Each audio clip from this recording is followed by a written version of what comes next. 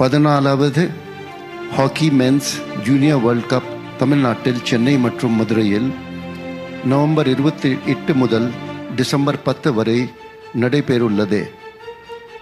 Hockey men's junior world கப்பின் ட்ரோஃபியை அறிமுகப்படுத்துமாறு மாண்புமிகு முதலமைச்சர் அவர்களை கேட்டுக்கொள்கிறேன்.